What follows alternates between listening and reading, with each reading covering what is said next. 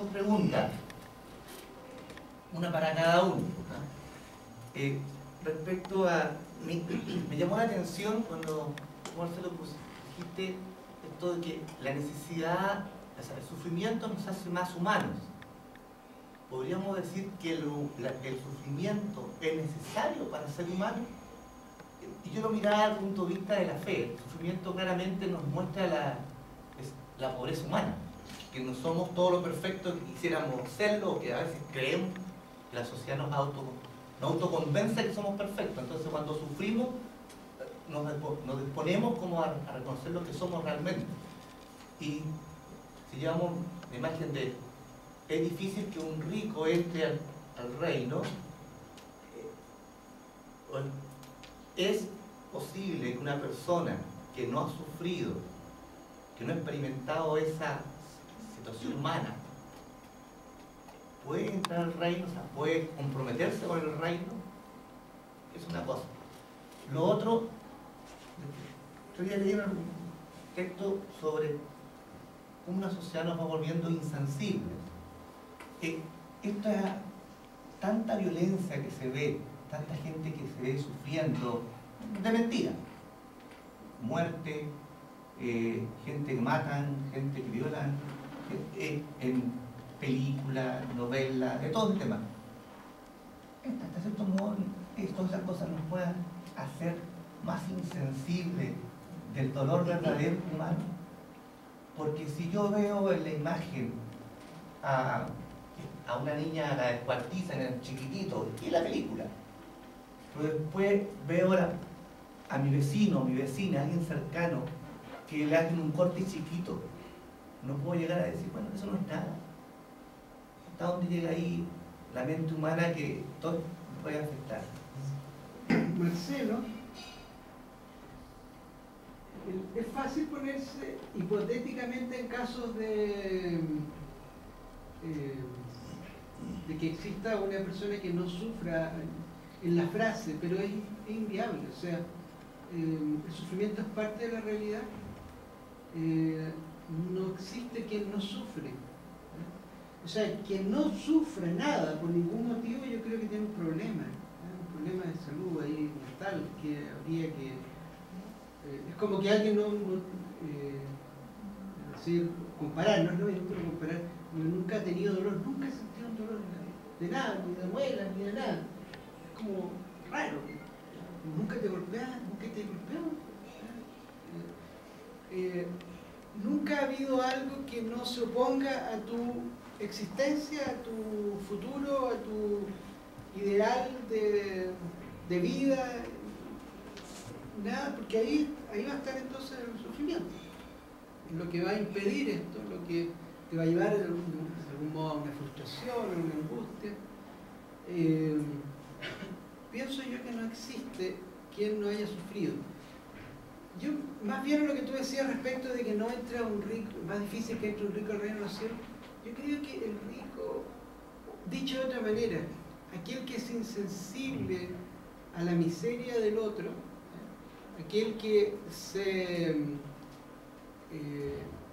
ha hecho una vida a costa del sufrimiento de otros, aquel que no tiene ha anulado su sensibilidad respecto de las cosas, no es porque no haya sufrido,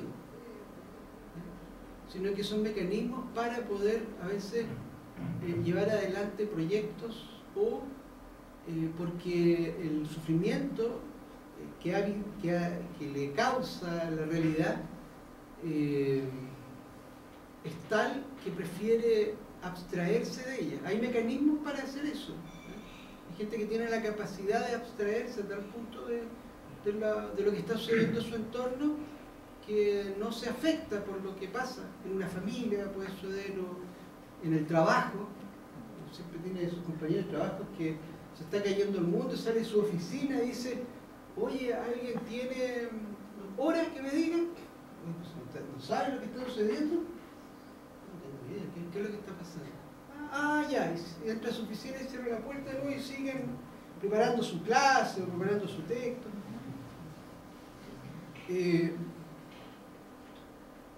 Pero también, por otro lado, hay personas que optan por construir un mundo en contra de, incluso a costa de, el sufrimiento de otros. Yo creo que hace más bien el texto de Jesús hace referencia a ese tipo de personas, el que tiene una opción contraria a la que tiene Jesús. Y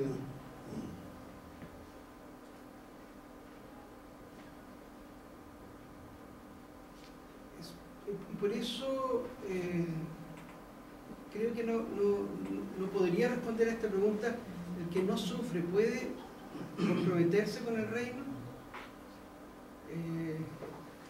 Si uno piensa en personas que son, pongamos un adolescente, o un niño que nace en una familia que no tiene mayores problemas, dificultades económicas, que está en una esfera, o sea, nosotros en Chile tenemos mundos en los cuales los niños sus vacaciones las pasan en otros países, en que se mezclan solo con un grupito de niños de su mismo nivel socioeconómico y no saben lo que pasa en el resto de Chile.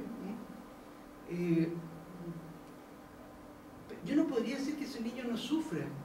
Lo que pasa es que él no conoce los sufrimientos que padecen común de sus compatriotas, o de los otros niños o jóvenes de este planeta.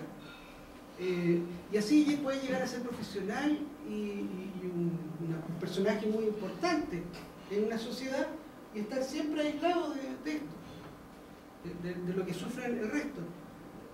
Pero que no sufre, yo creo que no existe, fíjate. Pienso que no existe ese ser. Entonces por eso me es muy difícil responder la pregunta que tú haces.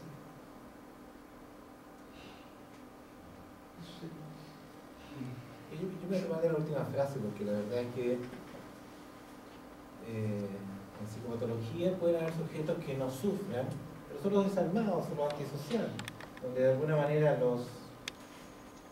si yo fuera antisocial todos serían un objeto, y en la medida que la señorita me saca fotos, me aplauden, son buenas personas, en el momento que me sacan fotos y me aplauden, son objetos desechables, que me hacen sufrir, pero no es un sufrimiento entre el objeto y el sujeto. Yo creo que desde mi, perspectiva, lógicamente existe un sufrimiento individual, pero también un sufrimiento del grupo, que tiene que ver que muchas veces nosotros nos compadecimos, estamos en relación al sufrimiento de los demás. Y eso hace que de alguna manera estemos integrados a un fenómeno de comunidad, no somos seres aislados, estamos frente a la comunidad y posiblemente más allá de la teoría que explique esto, sea sistémica o no, derechamente los sufrimientos de nosotros también nos tocan y también nos perturban, aun cuando podamos no tener respuesta. En ese sentido, el sujeto como persona vive una experiencia, y lógicamente en esa normalidad como individuo versus normalidad como grupo, también está el proceso del sufrimiento. Las personas integradas en comunidad sufren por su propia experiencia o por la experiencia de los demás. Sufren en el sentido de que aparecen, como habíamos hablado, los límites. Muere la gente, se acabó el límite de la vida, se acabó el dinero, se acabó eso. De alguna manera nosotros tenemos momentos de felicidad y momentos de tristeza o de sufrimiento, pero todos ellos conglomeran una experiencia de vida. Y volviendo a los anillos del árbol, hay anillitos muy delgados que el árbol sufrió y apenas llegó agua para subsistir, y otros que lógicamente estaban muy botoncitos y en ese sentido no desarrolló corteza, árbol y todas muchas cosas. Pero todo eso configura esta experiencia. En ese sentido, la experiencia de dolor y de gozo están relacionadas con todo el proceso de la vida, desde la perspectiva. Un organismo saludable, psicológicamente y físico, pasa por esos ciclos de sufrimiento y gozo. Y de alguna manera los neurocientistas plantean que los niños, los chicos tienen que vivir experiencias de frustración que provoquen dolor, de manera que aprendan la experiencia y logren integrar redes neuronales para que cuando se enfrenten en la vida futura tengan esas redes para poder responder. Si no hay incapacidad de frustrarse y en realidad pequeñas cosas lo desmoronan. De alguna manera es por eso que no solamente un hecho de crianza, es un hecho biológico que necesitamos de alguna manera de experiencia que no sean desastrosas ni de alguna manera destructivas, pero que sí sean necesarias para curtir la vida. En ese sentido, yo creo que sí es cierto la necesidad de, no digo eso,